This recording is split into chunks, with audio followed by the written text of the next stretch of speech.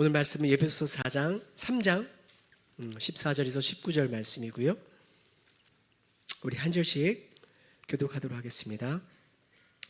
이러므로 내가 하늘과 땅에 있는 각 족속에게 이름으로 주신 아버지 앞에 무릎을 꿇고 비노니 그의 영광의 풍성함을 따라 그의 성령으로 말미암아 너희 속사람을 능력으로 강건하게 하시오며 믿음으로 말미암아 그리스도께서 너희 마음에 계시게 하시옵고 너희가 사랑 가운데서 뿌리가 박히고 터가 굳어져서 능히 모든 성도와 함께 지식에 넘치는 그리스도의 사랑을 알고 그 너비와 길이와 높이와 깊이가 어떠함을 깨달아 하나님의 모든 충만하신 것으로 너희에게 충만하게 하시기를 구하노라. 아멘. 오늘의 말씀의 제목은 속사람을 능력으로 강건하게 하시오며 라는 제목으로 함께 은혜를 나누겠습니다. 반갑게 인사할까요? 한 주간 잘 지내셨습니까? 우리 앞뒤 분과도 한 주간 잘 지내셨습니까? 우리 인사 나누면서 좋은 성도의 교제가 있었으면 좋겠어요. 원래 지난주에 오늘 이 말씀을 증거하려고 준비했는데 감기가 심하게 걸려서 지난주 제가 말씀을 전하지 못해 한 주를 말씀을 쉬었는데 모르겠어요. 제 마음이 되게 공허하더라고요. 이상하게 성도님과 거리감이 느껴지고 한 주간 말씀을 안 주는데 이게 모르겠어요. 이게 아마 제가 갖고 있는 직업적 특징인가 그런 것도 들고 마음이 너무 불편하더라고요. 그래서 이번 주에 기도하면서 다른 데다 괜찮은데 말을 하면 계속 기침이 나와요. 그래서 하나님 이 기침하는 것 때문에 좀 말씀에 방해가 되지 않았으면 좋겠습니다. 이런 마음으로 기도하면서 준비했는데 오늘 성령님께서 우리의 속사람을 강건케 하시는 이 은혜가 저희의 입을 통해서 잘 선포게 되고 여러분이 그 말씀을 잘 받아들이게 되기를 다시 한번 주님의 이름으로 축복드립니다.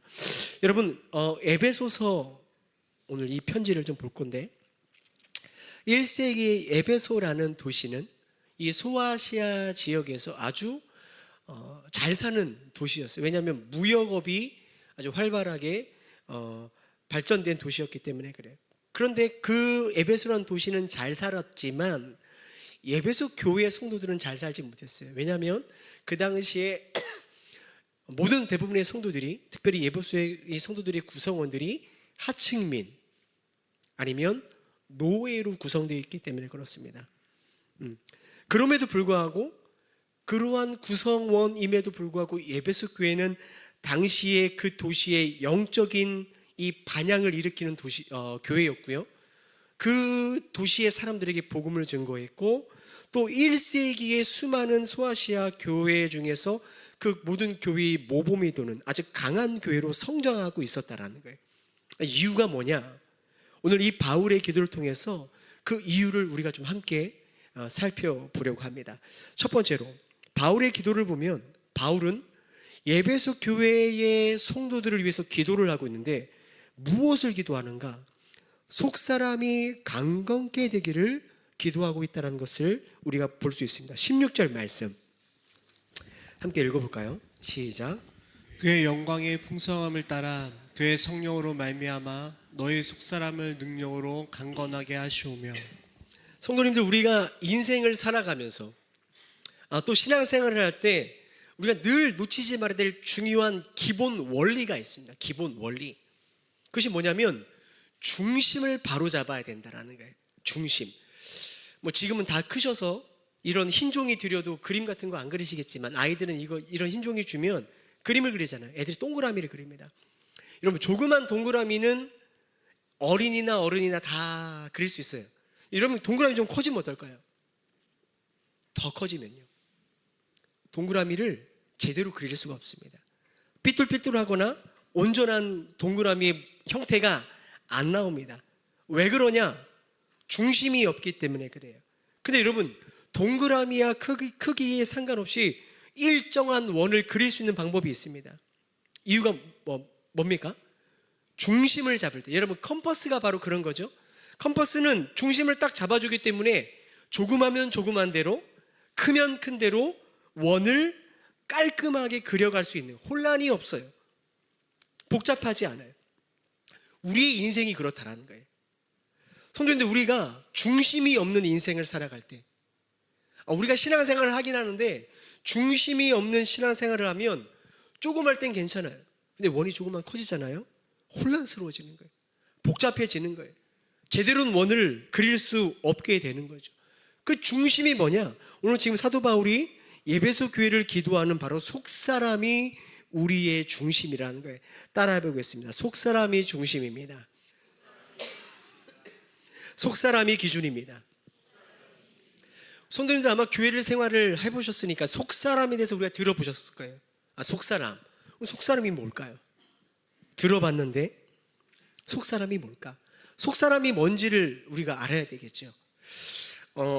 우리들은요, 눈에 보이는 우리의 겉사람이 있는 반면에, 우리 육체 겉사람이 있는 반면에 보이진 않지만 우리 안에는요, 인생의 중심축인 속사람이 있다라는 거예요. 고린도후서 4장 16절 말씀 함께 읽어보겠습니다. 시작.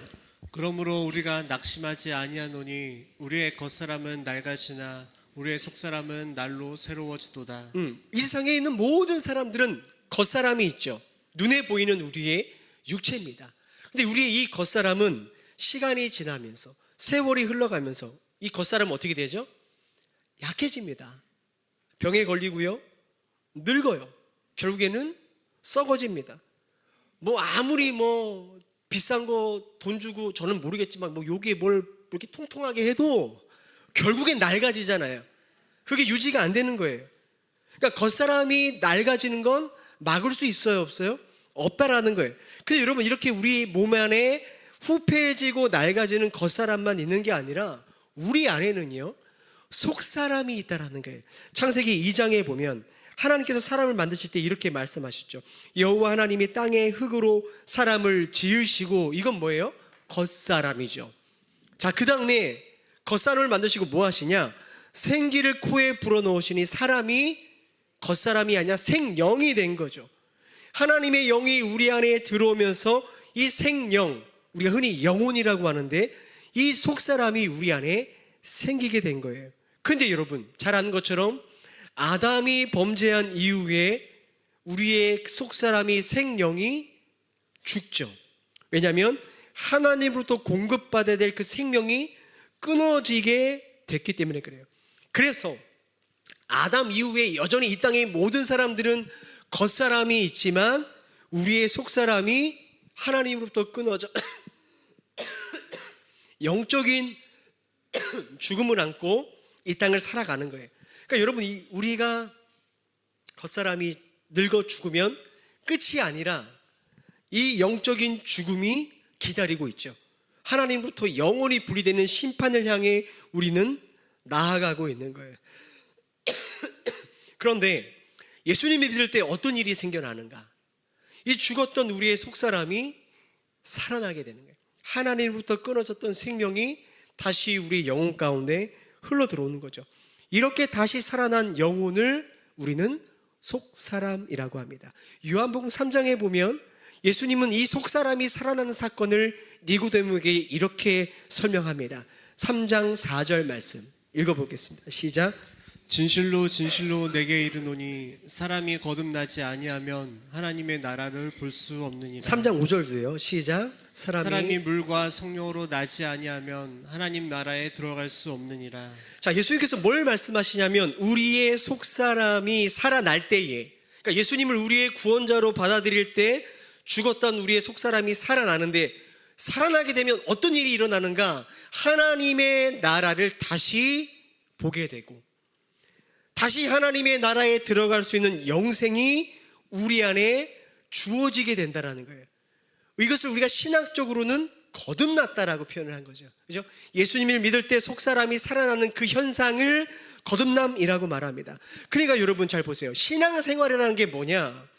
죽었던 속사람이 살아나서 그 속사람 안에 뭐가 생겨요? 믿음이 생기고, 그 속사람 안에 예수님의 성품과 인격이 자라서 열매를 맺는 것, 그것이 바로 신앙생활이라는 것입니다. 여러분, 그렇게 따지면 신앙생활은 누가 하는 거예요? 속사람이 살아난 사람들이 하는 게 신앙생활이에요. 그 속사람 안에서 우리의 믿음과 인격, 예수님을 닮은 인격이 자라나는 거죠. 문제는 여기에 있습니다. 이 중요한 속사람은요, 그냥 내버려 둔다고 알아서 자라는 게 아니라는 거예요. 이 너무나 중요한 속사람은요, 이 땅 가운데 완전하지 않아요. 사도 바울이 로마서 7장에 보면 이 속사람이 겪는 갈등을 이렇게 설명하죠. 로마서 7장 22절 23절 읽어볼까요? 시작. 내 속사람으로는 하나님의 법을 즐거워하되 내 지체 속에서 한 다른 법이 내 마음의 법과 싸워 내 지체 속에 있는 죄의 법으로 나를 사로잡는 것을 보는도다. 내 속사람은 어떤 법을 즐거워해요? 하나님의 법을 즐거워하는 거예요. 여러분 보세요. 생각해 보세요. 예수님을 내가 영접하고 믿었을 때 누가 옆에서 너 이제 앞으로 이렇게 살면 안 되고 이렇게 살아야 돼, 가르쳐 주지 않아도 우리 마음에는 어떤 마음이 드는가? 아, 내가 예수님 믿기 전에 이전의 삶은 이젠 그렇게 살면 안 되겠다. 아, 이젠 죄를 지으면 안 되겠다. 아, 내가 이젠 나에게 생명을 주신 예수님의 뜻대로 살아야 되겠다. 특별히 누가 말아주지 않아도 우리의 마음에 그런 마음이 생기게 되죠. 왜냐하면 속사람이 하나님의 그 거룩한 법을 담고 싶은 마음이 속사람 마음 가운데 들어가기 때문에 그래요. 문제는 여전히 우리는 겉사람을 입고 있어요. 그 겉사람은 여전히 우리 안에서 썩어져 가고 낡아져 가고 후패해져 가고 이 세상이 추구하고 사랑하고자 하는 그 마음들을 우리 안에 끊임없이 불어넣는 거예요. 그러니까 우리 안에는 하나님의 법을 즐거워하는 속사람과 겉사람을 따라 살고자 하는 그 욕망들이 계속해서 부딪히고 충돌하죠.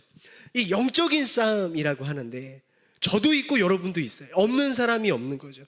자, 그런데 이 영적인 싸움에서 속사람이 잘하고 강하고 튼튼한 사람들은 어떻게 반응하는가? 여전히 겉사람이 추구하는 세상의 것들이 좋아 보이지만 속사람이 강한 사람들은 그 세상의 겉사람이 추구하는 것들을 절제하고 때로는 멈추고, 사도 바울이 이런 고백을 했죠. 배설물로 여기겠다. 이런 것처럼 배설물처럼 여기는 이러한 성숙한 신앙의 모습으로 나타나는 사람들이 있는 반면 속사람이 잘하지 않는 사람들, 속사람이 어린아이 같은 사람은 이 영적인 싸움에서 어떻게 반응을 하는가? 마치 처음부터 거듭나지 않은 사람처럼, 마치 속사람이 애초부터 다시 살아난 경험이 없는 사람처럼 이 땅을 살아가면서 추구하고 사랑하는 것이 이 세상 사람들과 전혀 다를 바 없는, 겉사람이 추구하는 세상의 정욕과 세상의 아름다움과 세상의 행복들, 그 즐거움들, 금방 있다가 사라지고 썩어질 것들을 끝까지 쫓아가는 인생을 살다가 죽는다라는 거예요. 문제는 이렇게 속사람이 병들어 있고 약한 사람들이 자기의 속사람의 상태를 인식하거나 자신의 상태를 심각하게 생각하지 않는 게 그게 문제라는 것입니다. 예수님께서 라오디게아 교회에 편지 쓸 때 바로 그 편지가 속사람이 병들어 있지만 그것을 인식하지 못한 그 교인들에게 쓴 편지가 계시록 3장 17절 말씀이에요. 읽어볼까요? 읽겠습니다. 시작. 내가 말하기를 나는 부자라 부요하여 부족한 것이 없다 하나 내 공고한 것과 가련한 것과 가난한 것과 눈먼 것과 벌거벗은 것을 알지 못하는도다. 이 교회, 라오디게아의 교회의 성도들이 본인들을 어떻게 생각하냐면 나는 부족한 게 없다, 부유하다, 이렇게 생각하는 거죠. 큰 문제 없이 그럭저럭 잘 사는 것처럼 그들이 생각하는 거죠. 그게 그들의 겉사람의 모습이었다는 거예요. 근데 주님은 그들의 속사람을 바라보면 뭐라고 말씀하냐면 아니라는 거예요. 망가져 있다라는 거예요. 너네 곤고하고 가난하고 눈멀고 홀딱 벌거벗겨 있다. 너희 속사람의 상태가 이거다라고 지금 말씀하시는 거죠. 여러분 지금 이걸 잘 보셔야 됩니다. 예수님께서 너네가 지금 곤고하고 가난하고 눈먼 것을 알지 못한다라는 이 편지는요, 예수님을 모르는 세상 사람에게 쓰는 편지가 아닙니다. 예수님을 믿고 있다라는 교회에게 쓰는 편지예요. 성도들에게 쓴 편지란 말이에요. 내 안에 속사람이 살아났어요 라고 고백하는 사람들에게 쓰는 편지예요.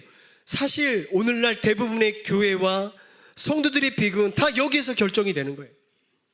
다 여기에서 문제가 생기는 거예요. 어떤 문제입니까? 교회와 성도된 우리들의 속사람의 상태를 우리가 모른다는 게 그게 가장 큰 비극이죠. 교회를 오래 다니신 분들이 있으시죠. 우리 대부분의 대화를 하다 보면 교회를 오래 다니신 분들은 티가 나요. 말하는 방식, 쓰는 용어, 성도와 성도와의 관계, 성도와 목회자의 이 관계를 아주 교회적으로 잘 나이스하게 풀어갑니다. 왜냐? 종교적으로, 기독교 문화적으로 내가 너무 흠잡을 것 없이 겉사람이 잘 훈련됐어요. 20년, 30년 평생을 지냈기 때문에 어떠한 용어를 써야 되고 어떻게 태도를 취해야 되는지를 본능적으로 우리 겉사람이 배워왔어요. 문제는 뭐냐면 겉사람은 그래요.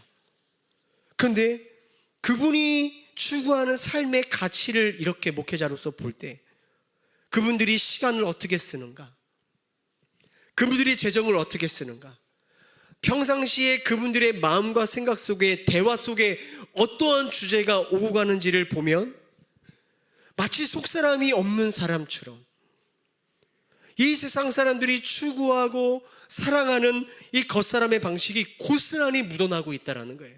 그들의 말과 태도와는 달리 있는 말이죠. 그런데 문제는 자신의 속사람 안에 어떤 일이 일어나고 있는지, 내 상태가 어떤지, 속사람이란 게 있는지, 있다면 내 속사람의 상태가 어떤지, 병들어 있는지, 거기에 대한 것들을 고민하지 않고 걱정하지 않는 사람들이 너무나 많이 있다는 거예요.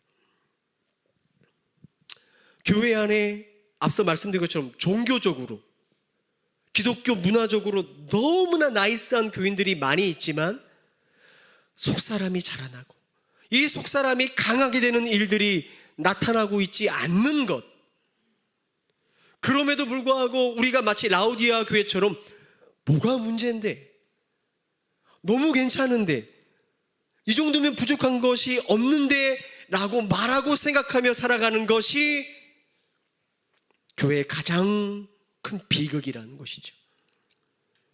그런 의미에서 저는 우리 동행교회에게 묻고 싶은 거예요.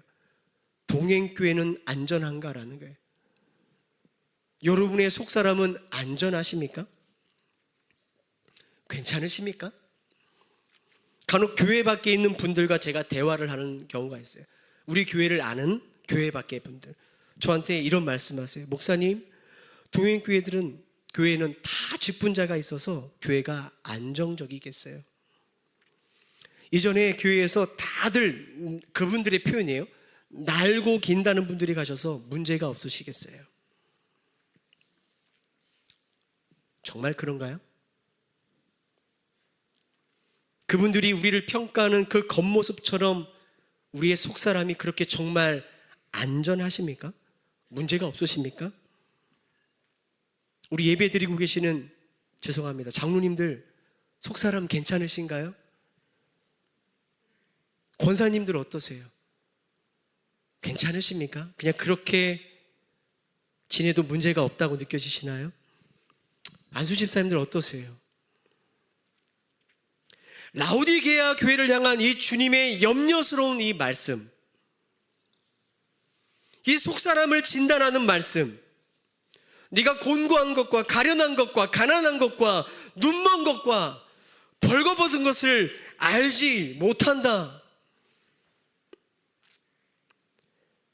저는 우리 교회를 향한 말씀인 것 같아서 두려운 거죠. 많이 걱정되고 많이 염려가 됩니다. 그렇게 되지 않기를 바라요. 그렇게 원하지만 우리의 속사람을 향한 주님의 주상 같은 꾸짖음이 아닌가 걱정이 되는 거예요. 한번 생각해 보시겠어요? 2000년 전에 예배소 교회 교인들은 사는데 아무 문제가 없었을까요? 행복했을까요? 그들이라고 먹고 사는 문제가 없었겠어요? 그들이라고 자녀 키우는 문제가 없었겠어요? 하층민으로 노예로 사는데 직장 생활하면서 얼마나 힘들었겠어요? 부부간의 문제 있었겠죠. 건강에 문제가 있었겠죠. 그때 그 사람들하고 삶의 문제가 없었겠냐고요. 근데 바울이 지금 무엇을 기도합니까? 그 어떠한 문제보다도 예배소 교회의 교인들의 속사람이 강건해지기를 기도하는 이유가 뭐라고 생각하십니까? 그것이 우리의 인생을 살아가는 중심축이 되기 때문에 그래요. 신앙생활의 중심축이 되기 때문에 그래요. 속사람이 병들고 무너지면 우리 인생은 제대로 된 원을 그릴 수가 없기 때문에 그래요. 속사람이 병들어 있으면요, 작으면 작은 대로 큰 대로 큰 대로 원은 못 그려요. 가정이면 가정에서, 직장이면 직장에서, 관계면 관계에서, 내 마음의 상태면 상태에서 그 어떠한 모양과 그 어떠한 원이든 그릴 수가 없는 게 우리의 인생이라는 거예요. 2025년 한 해를 준비하면서 제가 12월 달에 제가 기도하면서 계속해서 물어봤어요. 주님, 어떠한 교회가 되기를 원하십니까? 밖에 있는 사람들은 안정됐다라고 말하는데, 자리가 잡혔다라고 말하는데, 주님, 저는 그게 느껴지지 않는데 너무 두려웠고 염려가 되는데, 주님, 어떤 교회가 되기를 원하십니까? 그때 묵상했던 말씀이 오늘 본문 말씀이에요. 성보가 속사람이 강건한 교회를 내가 원한다. 사람이 평가하는, 겉으로 보여지는 훌륭하고 나이스한 교회가 아니라 속사람이 능력 있는 교회, 속사람이 중심이 잡혀서 내가 원하는 어떠한 원이라도 그려나갈 수 있는 그런 교회, 주님께서 그런 교회를 원하신다라는 거예요. 사랑하는 동행교회 성도님들, 여러분 겉으로 보여지는 그 모습 정말로 괜찮습니다. 저도 인정합니다. 근데 그거 말고요, 여러분 속사람은 지금 어떠십니까? 정말 괜찮으십니까? 곤고하지 않고 눈멀지 않고 정말로 벌거벗겨 있지 않고 잘 지내십니까? 2025년 저는 그 어떠한 기도 제목보다, 그 어떠한 일보다 우리 성도님들의 속사람이 성령 안에서 강건하게 되기를 주님의 이름으로 축복합니다. 여러분, 강건해지셔야 합니다. 마지막 때입니다. 주님 오실 날이 얼마 남지 않았습니다. 강건해지셔야 됩니다. 여러분, 속사람의 눈을 뜨셔야 천국이 보이는 거예요. 속사람이 살아나야 여러분이 붙잡을 믿음의 그 표대가 보이는 거예요. 강건한 속사람이 다시 한번 우리 모두에게 세워지게 되기를 주의 이름으로 축복합니다.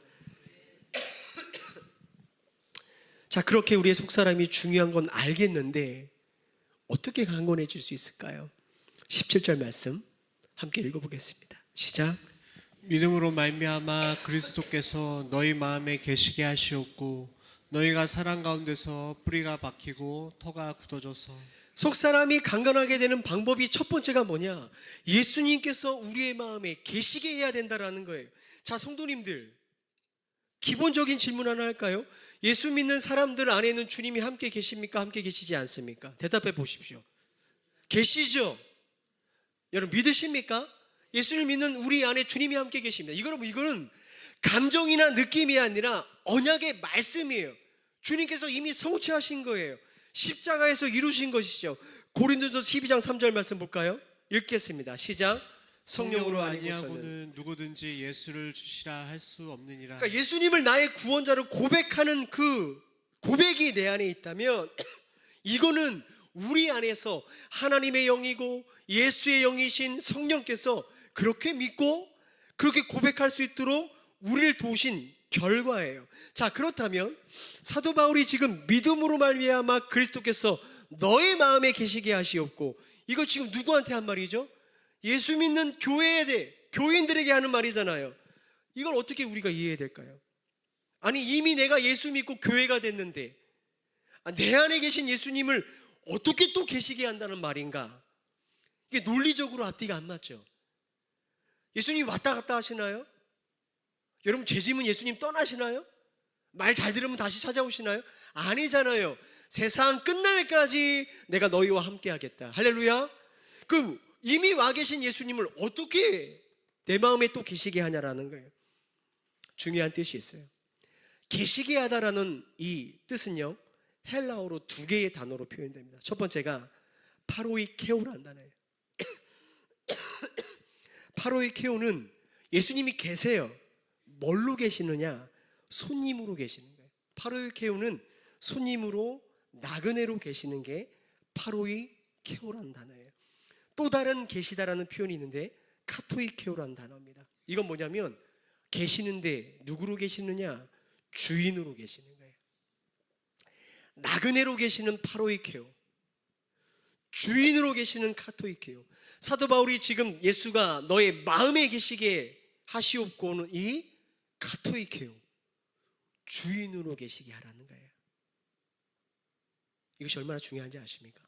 로버트 멍어 목사님이 쓰신 내 마음의 그리스도의 집, 다들 읽어보셨죠? 내 마음의 그리스도의 집.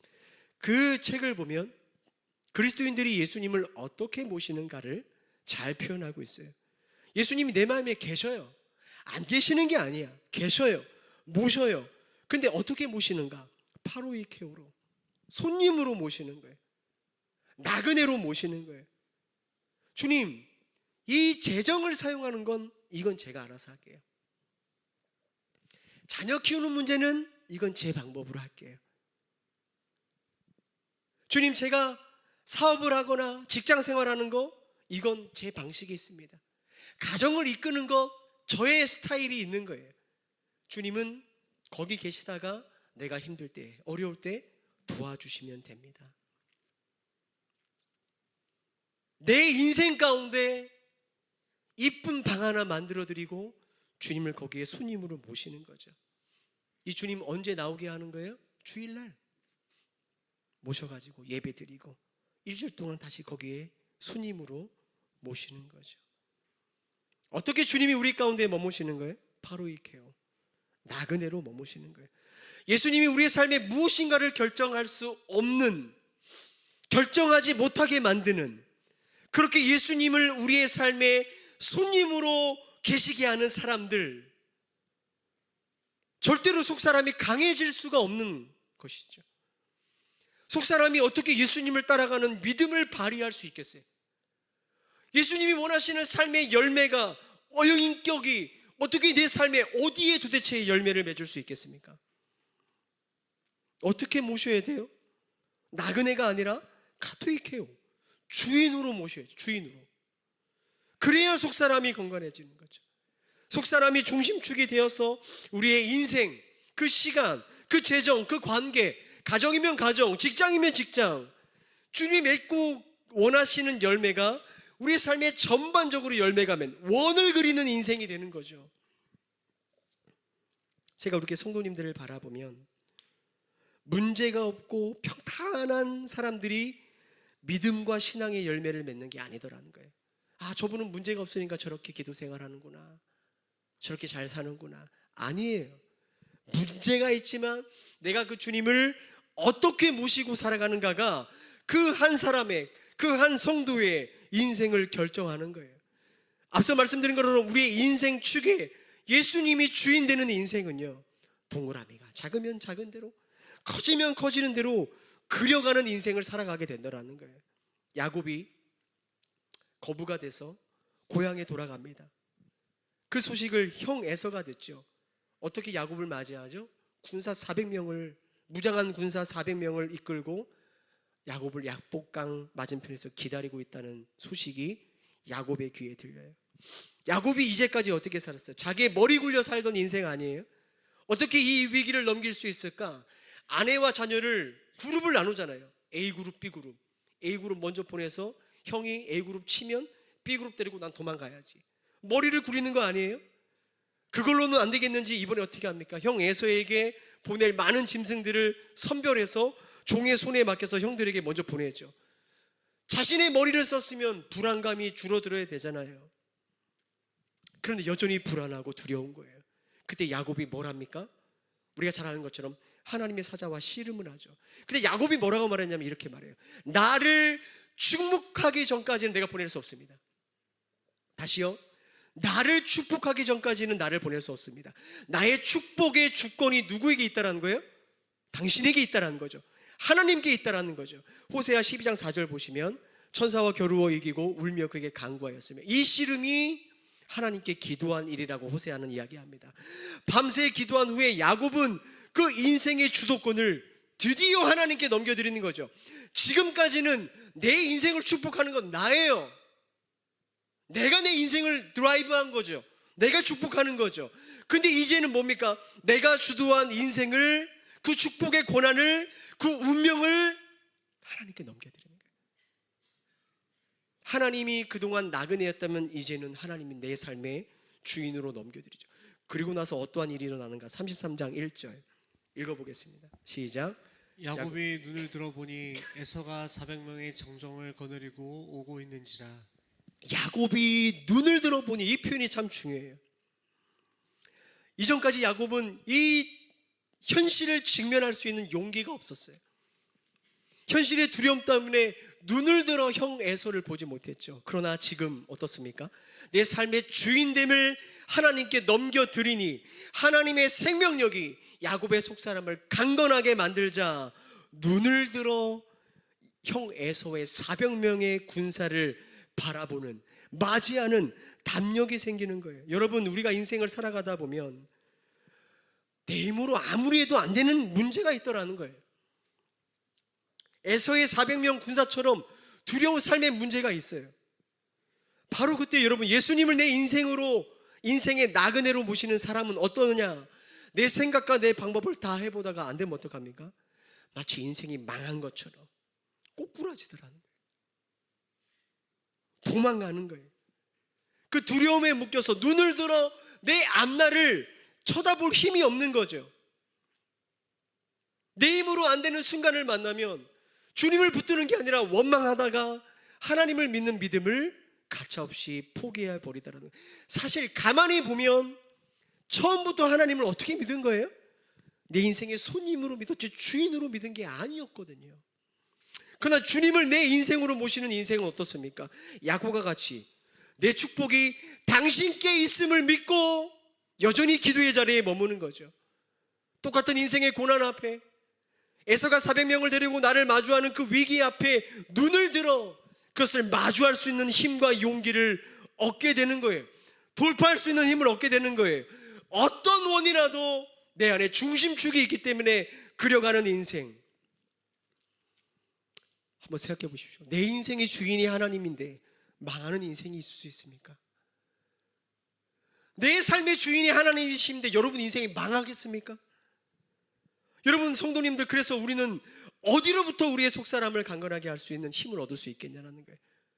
주님을 제발 나그네로, 손님으로, 그 뒷방에 어떠한 분으로 남겨두지 마시고 여러분의 인생의 주인으로 계실 때에 그분의 지혜와 능력이 내 삶에 흘러 들어오게 되는 거예요. 잠언 8장 17절 말씀. 나를 사랑하는 자들이 나의 사랑을 입으며 나를 간절히 찾는 자가 나를 만날 것이니라. 성도님들, 여러분의 시간 속에 예수님을 찾고 만나게 되기를 주의 이름으로 축복합니다. 일주일에 한 번 제발 좀 무슨 문안 인사 드리는 것처럼 그때서나 예수님 찾고 예배생활, 기도생활 하는 게 아니라 내 삶의 주인으로 예수님을 찾을 때 주님이 만나주신다는 거 아닙니까? 내가 주님을 사랑할 때 그 사랑이 내 삶에 덧입혀지는 삶, 그런 한 해가 되기를 주의 이름으로 축복합니다. 따라해 봅시다. 예수님을 주인으로 모셔야 됩니다. 예수님을 정말 주인으로 모셨으면 좋겠어요. 마지막으로 어떻게 우리의 속사람이 강건해질 수 있는가? 우리 신앙생활의 동기가 사랑이 되도록 하여야 돼요. 사랑이 되도록. 17절 말씀 다시 한번 읽어볼까요? 시작. 믿음으로 말미암아 그리스도께서 너희 마음에 계시게 하시옵고 너희가 사랑 가운데서 뿌리가 박히고 터가 굳어져서.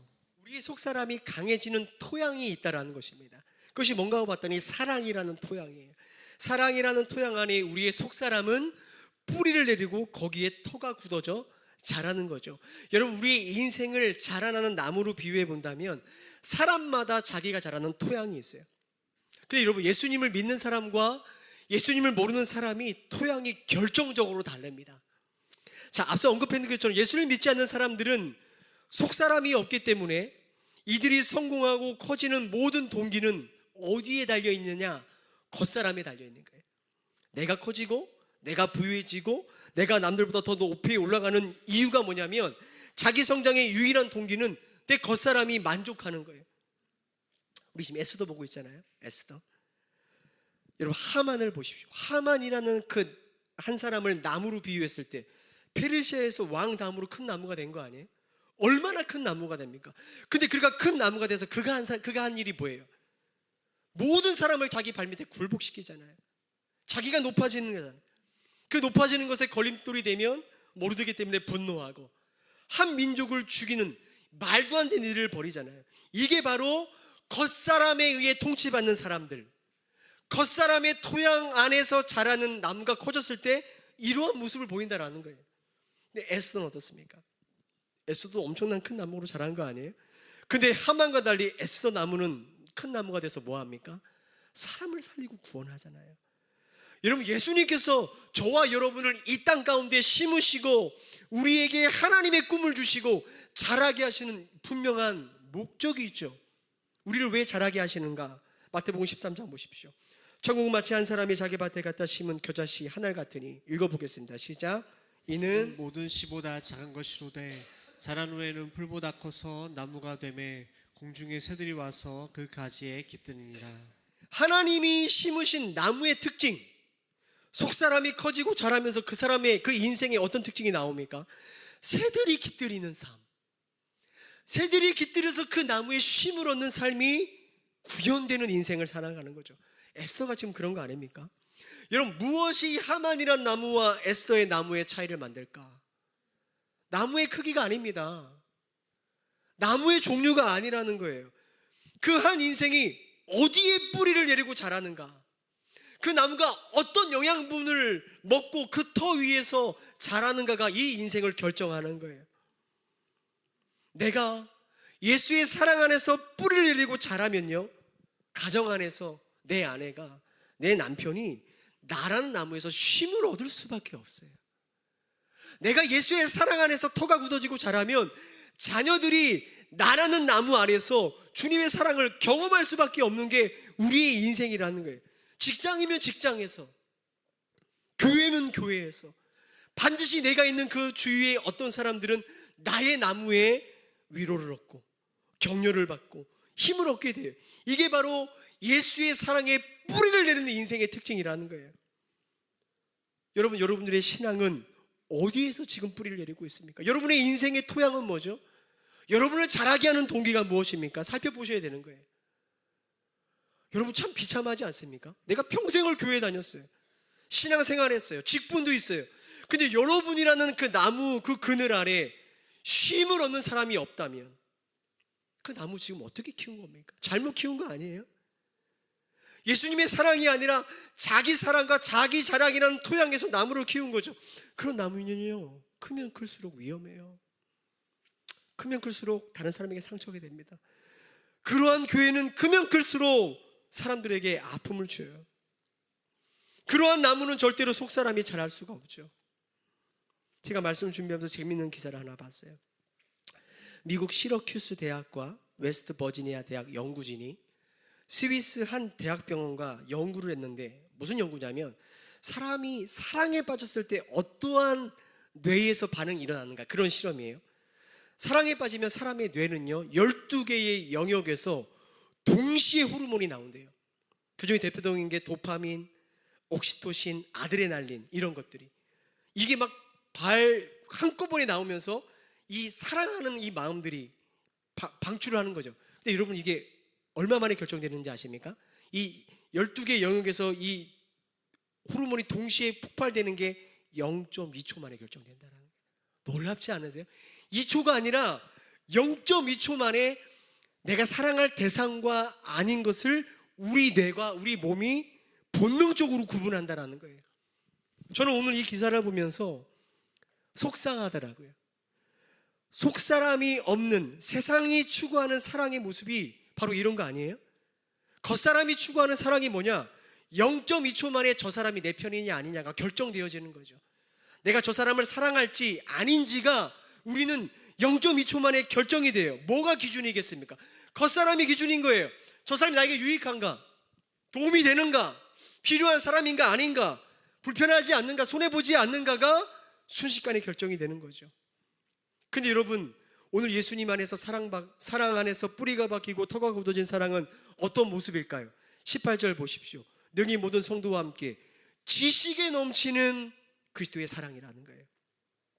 예수님의 사랑의 특징이 뭐예요? 지식에 넘치는 사랑. 넘치다라는 건 뭐냐면 지식을 초월하다. 지식이 뭡니까? 우리가 생각하는 일반 상식인 거죠. 이 세상의 질서, 이 세상의 방식인 거예요. 예수님의 사랑은 그 지식, 이 세상의 상식과 가치 안에 갖춰진 사랑이 아니라는 거예요.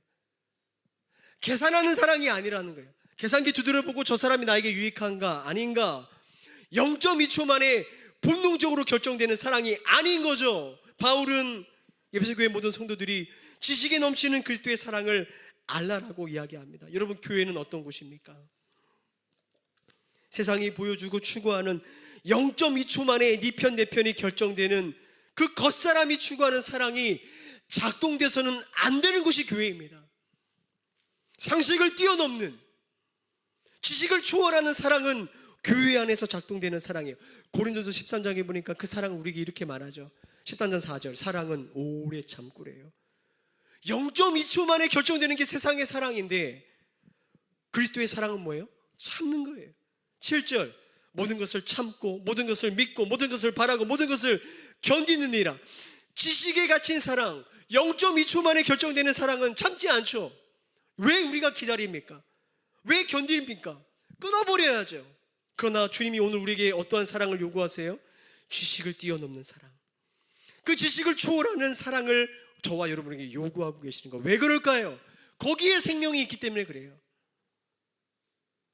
거기에 여러분의 속사람이 자라기 때문에 그래요. 그 속에서 우리의 속사람은 강건해지기 때문에. 성도님들, 여러분의 사랑은 어떠한 사랑을 추구하고 계십니까? 늘 계산하고 자기 유익에 맞는 이 0.2초의 세상 사랑을 지금도 교회 안에서 내가 예수 믿는다고 하는데 그 사랑을 지금까지 따라 살아가고 있지 않습니까? 오늘 주님께서 저와 여러분에게 사랑의 뿌리를 내며 털을 잡고 지식에 넘치는 사랑을 알기를 원하고 오늘 그렇게 우리가 살아가기를 원하신다라는 거예요. 말씀을 맺겠습니다. 여러분, 오늘 빈약한 저와 여러분의 인생에 이러한 사랑을 맺을 수 있을까요? 우리의 인생이란 나무에 주님의 사랑이란 열매 우리가 맺을 수 있습니까? 평생을 우리가 0.2초 만에 네 편과 내 편을 본능적으로 구별하며 살았던 우리의 인생 가운데 지식에 넘치는 사랑을 우리가 과연 맺을 수 있냐라는 거예요. 주님은 말씀하세요. 그럴 수 있다라는 거예요. 왜냐하면 우리가 이 지식에 넘치는 사랑을 이미 받았고 지금도 그 사랑을 우리가 받고 있기 때문에 그러는 거예요. 여러분, 저와 여러분의 죽은 속사람을 살리기 위해 이 속사람이 이 땅을 살아가는 동안에 풍성한 주님의 은혜를 경험하기 위해 주님께서 하신 일이 뭡니까? 우리의 속사람을 살리기 위해 하나님과 영원히 교제하던 예수의 속사람이 십자가에서 철저하게 끊어지고 죽임당한 거 아니에요? 우리의 속사람을 하나님의 사랑 안에서 풍성하게 하기 위해서 주님은 하나님의 사랑에서 철저하게 외면당한 거 아닙니까? 늘 하나님의 나라를 바라봤고 늘 하나님을 바라봤던 예수님은 십자가에서 하나님의 나라를 볼 수 없는 눈먼 자가 되셨고 그분이 우리 때문에 공고해지셨고 그분이 우리의 거룩한 옷을 주시기 위해서 그분이 죄의 수치에 벌거벗겨진 것 아닙니까? 그 십자가에서 오늘 저와 여러분에게 보여주신 그 사랑이 지식을 뛰어넘는, 지식을 초월하는 당신의 생명으로 값을 지불하신 사랑인 거죠. 오늘 저와 여러분 안에 그 십자가 복음으로 그 사랑이 우리 안에 이미 주어졌다라는 거예요. 그래서 주님의 사랑 안에 우리가 뿌리를 내리고 털을 잡아 이제는 그 지식에 초월한 사랑을 우리 또한 따라갈 수 있게 되었다라는 거예요. 사랑하는 성도님들, 오늘 주님께서 우리 마음의 주인으로 머물게 되기를 주님의 이름으로 축복합니다. 여러분, 그 주님의 사랑 안에서 지식을 초월하는 그 사랑으로 여러분 그 깨어진 가정이 회복되어지고 일터가 살아나고 이 공동체 가운데 우리 모두가 속사람이 강건해지는 이 놀라운 은혜가 2025년 한 해 가운데 충만케 되기를 주님의 이름으로 축복합니다. 우리 함께 찬양하겠습니다. 주님, 오늘 우리에게 말씀하여 주시고 우리의 닫힌 문을 열어주시고 다시 한번 주님을 닮아갈 수 있도록 우리를 인도하여 주옵소서. 우리 함께 찬양하면서 나아가겠습니다. 오늘 이곳에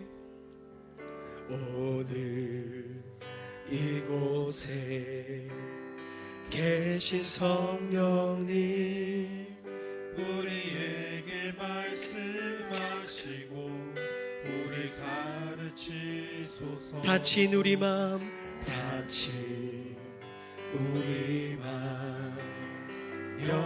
열어주시고 주의 빛으로 밝혀 우리를 인도하소서. 다시 한번 고백할까요? 오늘 이곳에 계신 성령님,